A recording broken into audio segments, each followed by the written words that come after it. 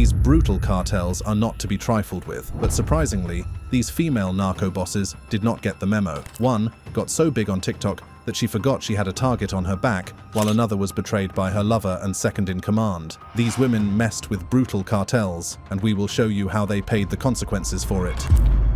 Sabrina Duran.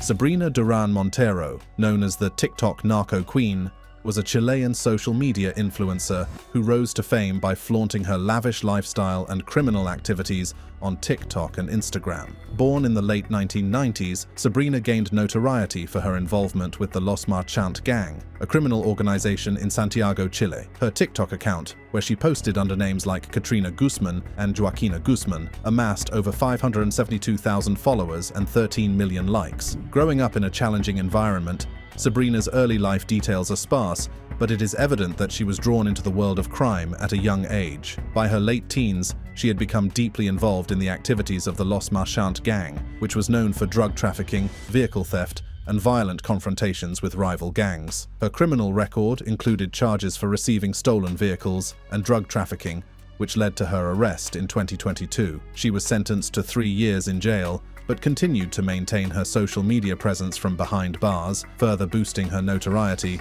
Sabrina's TikTok videos often featured her flaunting luxury items, dancing, and sharing glimpses of her life, both in and out of prison. Her content was a mix of beauty tips and glimpses into her criminal lifestyle, which attracted a large following. Her ability to blend a glamorous persona with her bad girl image made her a unique and controversial figure on social media. In 2023, Sabrina was released from prison under supervised release. However, her freedom was short-lived. On October 24, 2023, she was ambushed and shot multiple times by masked gunmen while sitting in her car in Padre Hurtado, a suburb of Santiago. The attack, which was captured on video by bystanders, showed Sabrina lying on the street, attempting to get up before more shots were fired, ultimately leading to her death. The motive behind the shooting is believed to be linked to ongoing gang conflicts and a possible settling of scores.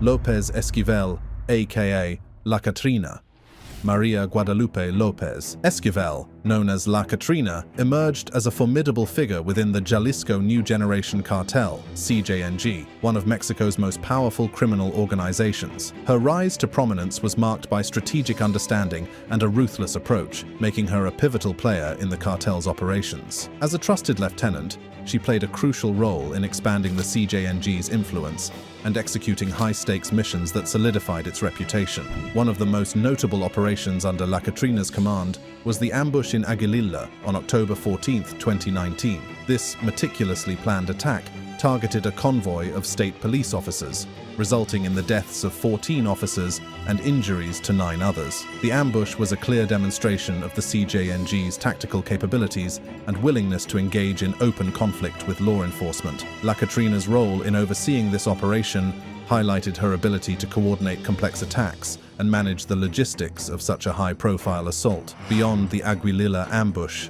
Lacatrina was involved in numerous other operations that contributed to the CJNG's dominance. She played a significant role in the cartel's extortion and kidnapping activities, which were critical sources of revenue for the organization. These operations required careful planning and execution, and Lacatrina's ability to manage these activities demonstrated her versatility and strategic mind. Her influence extended beyond the battlefield, as she was also involved in the cartel's efforts to establish control over key territories. The CJNG's expansion into new regions often involved violent confrontations with rival cartels and local authorities. Lacatrina's leadership in these territorial disputes was instrumental in securing new areas for the cartel's operations. Her ability to inspire loyalty and fear among her subordinates ensured that the CJNG's objectives were met with minimal internal dissent. Lacatrina's strategic brilliance was not limited to her operational capabilities. She also played a role in the cartel's propaganda efforts, using social media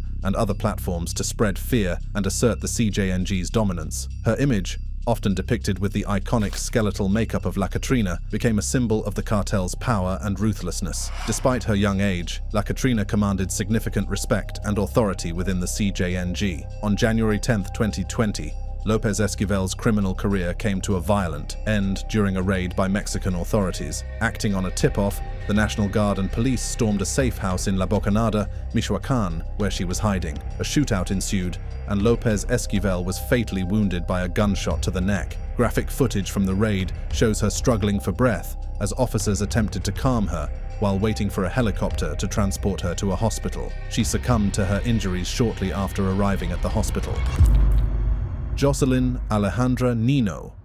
Joseline Alejandra Nino, commonly referred to by her alias La Flaca, the Skinny One, was a suspected assassin for the Gulf Cartel, a criminal organization based in Tamaulipas, Mexico. Her nickname, La Flaca, was given due to her slim physique, and it also alluded to Our Lady of Holy Death, a female skeleton saint revered by many in Mexico, particularly among drug traffickers. Organized crime groups in Mexico often recruit women like Nino for their build and appearance, which help them blend in and avoid detection by rivals and law enforcement. Women in these roles often start as lookouts or prostitutes before climbing the ranks to become foot soldiers. Nino gained notoriety on social media on January 5, 2015, when an anonymous user leaked a photo of her to Valor por Tamaulipas, a citizen journalist page known for posting security updates and organized crime leaks. The photo, which was widely shared on Facebook and Twitter, depicted her smiling at the camera, posing with a firearm and a bulletproof vest, with sunglasses on her head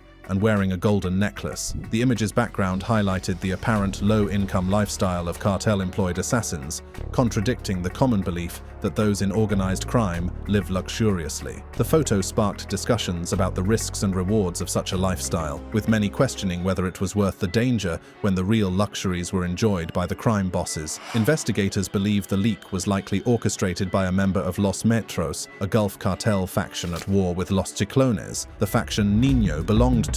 Infighting between these groups had intensified in January 2015, and the leak was intended to weaken Los Chiclones by promoting further leaks of its members. Throughout early 2015, members of the Gulf Cartel frequently leaked rival information on social media, hoping to facilitate their arrest by security forces or their elimination by rival gangsters. Nino's faction was led by Ángel Eduardo Prado Rodríguez, while Los Metros was headed by José Hugo Rodríguez Sánchez, Juan Manuel Loíza Salinas, alias Comandante Toro, and Juan Francisco Carrizales, alias Metro 98.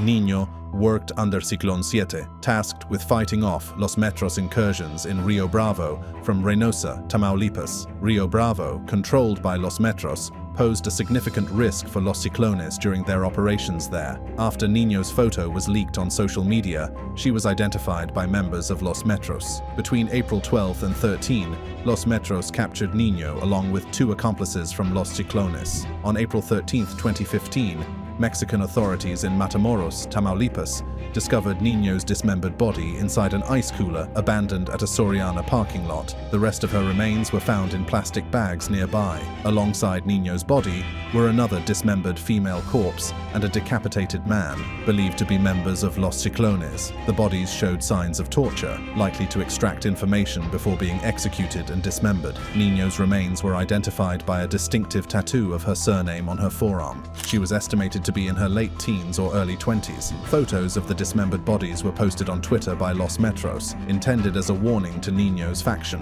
One picture showed Nino beaten on the ground with the other victims before her dismemberment, and another showed her remains inside the cooler. Los Metros left a written message threatening Los Chiclones, criticizing them for using female foot soldiers and promising more killings. The message was signed by a member of Los Metros known as 65.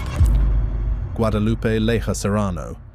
Growing up in a modest family, Guadalupe's early life was marked by simplicity and traditional values in Mexico, a country known for its vibrant culture, but also its dark underbelly of cartel violence. Little did she know that her future would be intertwined with one of the most notorious figures in the Mexican drug trade. As a young woman, Guadalupe was known for her beauty and grace, qualities that caught the eye of Hector Luis Palma Salazar, a rising star in the world of drug trafficking. Hector, also known as El Güero, was a key figure in the Sinaloa cartel, one of the most powerful and feared criminal organizations in Mexico. Their paths crossed in the late 1970s, and it wasn't long before they fell in love. Their marriage brought Guadalupe into a world far removed from her humble beginnings. Hector's involvement in the cartel meant their lives were filled with luxury, but also constant danger. Despite the risks, Guadalupe stood by her husband's side, becoming an integral part of his life, and, by extension, the cartel's operations. The couple had children together, and Guadalupe's role as a mother became her primary focus. She was known to be fiercely protective of her family, a trait that would later become tragically significant. While Hector's criminal activities often kept him away, Guadalupe maintained a semblance of normalcy for their children, shielding them from the harsh realities of their father's world. However, the life of a drug lord's wife was never truly safe. The constant threat of rival cartels and law enforcement loomed over their family. Guadalupe's loyalty to Hector made her a target, and the enemies he made in the drug trade eventually came for her in the most brutal way imaginable. By the late 1980s, Hector Luis Palma Salazar had made numerous enemies, both within rival cartels and among those who sought to challenge his dominance within the Sinaloa cartel itself. One of the most significant rivalries was with the Arellano Felix brothers, leaders of the Tijuana cartel. The Tijuana cartel was notorious for its ruthless tactics and had long been at odds with the Sinaloa cartel over control of lucrative drug trafficking routes. The animosity between Hector and the Arellano Felix brothers was intense, marked by violent clashes and a relentless quest for power. In a chilling message to Hector and to destabilize his position within the cartel, the Arellano Felix brothers devised a plan to abduct Guadalupe. She was seduced by Enrique Rafael Clavel Moreno. After persuading her to withdraw $7 million from one of Hector Luis Palma Salazar's bank accounts in San Diego, California, Clavel beheaded her and sent her head to Palma in a box. This incident was noted as the first beheading linked to the drug trade in Mexico. 2 weeks later, Clavel murdered Palma's children, Hector, aged 5, and Natalie, aged 4, by throwing them off a bridge in Venezuela. In retaliation, Palma sent his men to kill Clavel while he was in prison. Melissa Calderon. Melissa Calderon was born and raised in Mexico, but specific details about her early life are not widely documented. She entered the world of organized crime in her early 20s, starting with lower-level roles within the Beltran Leyva cartel. Over time, she demonstrated a ruthless approach to her work, which helped her climb the ranks quickly. Calderon became a prominent leader within the Beltran Leyva cartel, taking control of operations in Baja California Sur. Her rise to power was characterized by her ability to command loyalty and instill fear. Known for her violent tactics, she was involved in numerous assassinations, kidnappings, and other criminal activities. Her leadership style was marked by brutality, which earned her the nickname La China. Under Calderon's leadership, the cartel expanded its influence in Baja California Sur, particularly in the cities of La Paz and Los Cabos. She orchestrated numerous violent confrontations with rival cartels, contributing to the region's escalating violence. Calderon's tenure saw an increase in drug trafficking, extortion, and other illicit activities, further entrenching the cartel's power. Melissa Calderon's criminal career came to an abrupt end in September 2015 when she was arrested by Mexican authorities, but it was not without a game of cat and mouse. The security forces burst into the house south of La Paz, hoping they had finally caught up with Mexico's murder queen, the cartel assassin-in-chief known as La China, responsible for more than 150 killings. But La China, tipped off, had sped away in a taxi 5 minutes before. Authorities found only wigs, clothes, an arsenal, and laundry hanging on a clothesline, still dripping. La China had recently been ordered to relinquish her command to El Grande, a cartel thug recently released from prison who was said to have strangled Eric Davalos von Borstel, the great love of La China's life. Rather than work for El Grande, La China struck out on her own, with her new boyfriend, Hector Pedro Camarena Gomez, aka El Chino, as her second-in-command. She fielded a host of drug dealers on red Italian motorbikes and some 300 sicarios, laying claim to La Paz and Cabo San Lucas. On April 5th, authorities were called to another murder scene in La Paz. Audencio Yobani Lopez Beltran, aka El Hector, was killed in a drive-by shooting. His girlfriend described a woman with a 9mm gun shooting El Hector, then hearing a voice crying, "A gift from La China!" Surveillance footage from La Purísima Hotel in La Paz showed police vehicles arriving and departing, followed by La China entering the hotel. She and her sicarios dragged 2 men out and sped away, illustrating her operational coordination and the corruption that facilitated her activities. Authorities arrested El Grande on May 28th after a shootout, and his cell phone contained a video of a lieutenant torturing and killing a distributor to get information on La China. Despite setbacks, including El Chino's capture, La China continued her violent reign. The turning point in La China's career came from the ultimate betrayal by her boyfriend El Chino. Following his capture, El Chino immediately sought to secure a lighter sentence by cooperating with the authorities. He revealed crucial details about La China's operations, including a burial ground for her victims and the identities of corrupt officials on her payroll. This betrayal was the key to La China's downfall. On the day of her arrest, La China was at the Cabo San Lucas airport, about to board a plane for Sinaloa, when the authorities swept in. The only tip this time had been from El Chino to the authorities. The boyfriend turned snitch, having given the authorities a list of the cops, soldiers, and officials on La China's payroll. Without that network, La China received no warning and was arrested without a shot being fired. Her identity was confirmed by fingerprints, past mugshots, and her tattoos, including the name Von Borstel on her left forearm, a tribute to her murdered boyfriend. Marika Lemus and Marika Lemus. Marika and Marika Lemus were notorious figures in Guatemala's criminal landscape. Their early lives are not extensively documented, but they emerged as prominent figures in Guatemalan criminal circles through their leadership and involvement in various illicit activities. At one point, Marika Lemus was called the El Chapo of Guatemala. Renowned for their ruthless nature, the Lemus sisters instilled fear throughout their town. She was famous for being a killer. The whole town was scared of her because she was a killer. It's that simple. She decided who lived and who died, a local business owner said of Marika. According to legend, Marika even murdered her husband in their home and disposed of his body elsewhere in town. In 2011, she was running for office, but her campaign ended brutally. On February 18, 2011, 7 months before the municipal elections, Marika visited Los Cuernos Hotel and Restaurant in Pedro de Alvarado. 10 suspected hitmen armed with AK-47 rifles, 12-gauge shotguns, and pistols stormed in, unleashing a barrage of bullets. The attack left Marika, one of her security guards, the restaurant owner, and 5 others dead, according to local press and investigations by the Guatemalan Attorney General's office. Documents from the police named Roberto Marroquin and another individual as suspects in the Los Cuernos massacre. An anonymous witness, cited in the MP documents, stated that Marroquin collaborated with Marika's brother, Noé Lemus, who had a falling out with his siblings, to orchestrate the ambush. The shooting was an act of revenge after Marika attempted to disqualify Marroquin from the upcoming elections by reporting him to the police for carrying firearms with a doctored license. The same witness also alleged that Marroquin was involved in drug trafficking. After Marika's murder, her sister Marika Lemus Perez, known as La Patrona, stepped in as the candidate. City Hall was crucial for the sisters as it meant control of the state's security apparatus, distracting from their role in organized crime. Marika had previously supported her sister's political ambitions by coordinating campaign logistics and participating in the family's trafficking business. Marika's death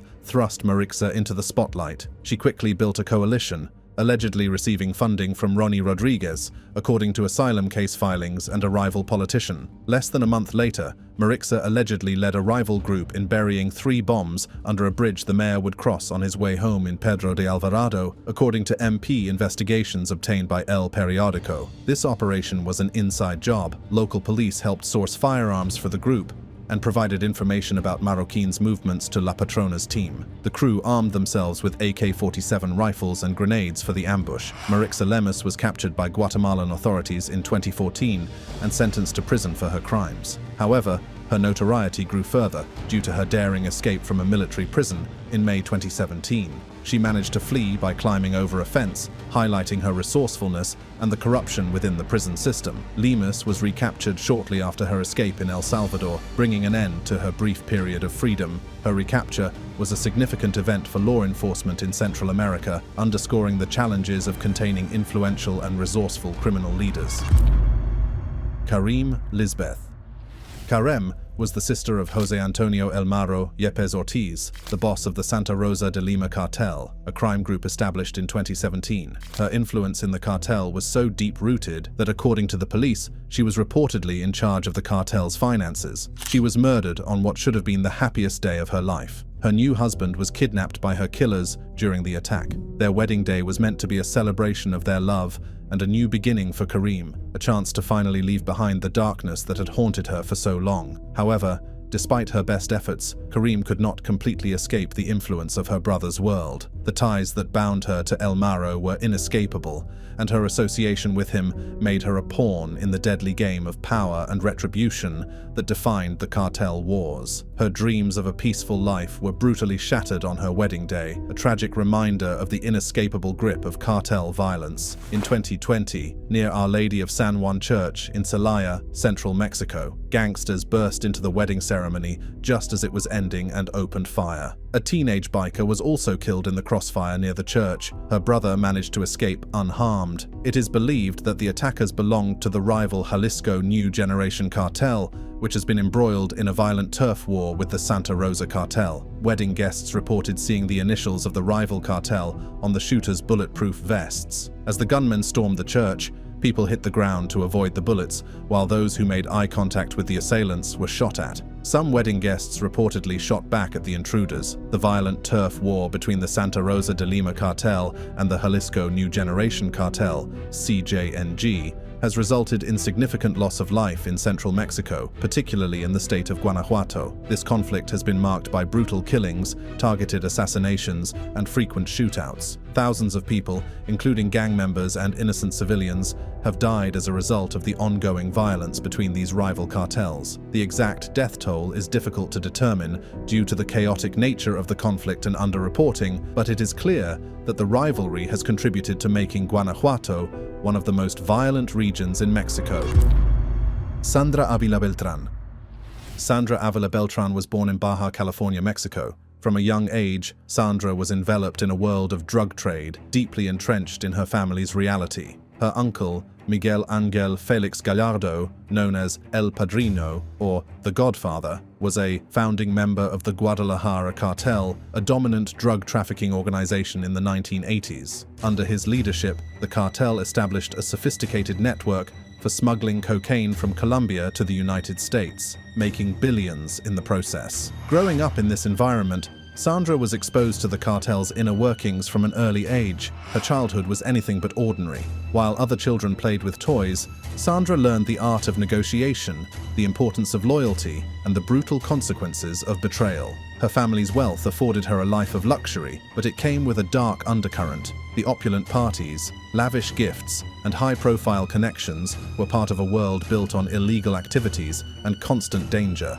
Sandra's education was also influenced by her family's criminal background. She attended some of the best schools, where she was known for her intelligence and charm. However, her real education came from her family, teaching her to read people, manipulate situations, and maintain a facade of respectability while engaging in illicit activities. These skills later proved invaluable as she navigated the treacherous waters of the drug trade. In the 1980s, as the Guadalajara cartel's influence waned due to law enforcement pressure and internal conflicts, Sandra began to carve out her own path. She was not content to be a bystander. She wanted to be a player. Her beauty and charisma made her adept at forming alliances, and she quickly established connections with key figures in the Mexican and Colombian drug trade. One of her earliest and most significant relationships was with Juan Diego Espinosa Ramirez, known as El Tigre, a high-ranking member of the Norte del Valle cartel, a powerful Colombian drug trafficking organization. Their relationship, both romantic and strategic, allowed Sandra to strengthen her position in the drug trade. Through Espinosa, she gained access to valuable contacts and resources, further solidifying her influence. Sandra's rise in the drug trafficking world was marked by her ability to blend in with high society while orchestrating complex smuggling operations. Known for her meticulous planning and attention to detail, she used her intelligence and charm to achieve her goals, unlike many of her male counterparts who relied on brute force. She was a master of disguise, able to move seamlessly between legitimate business and organized crime. By the early 1990s, Sandra had become a significant player in the drug trade. She coordinated shipments of cocaine from Colombia to Mexico and then into the United States. Her operations were highly sophisticated, utilizing a network of trusted associates and advanced smuggling techniques. Despite the inherent risks, Sandra managed to stay one step ahead of law enforcement, earning her the nickname the Queen of the Pacific. That brings us to the end of this video. For more interesting videos like this, click on the cards on your screen.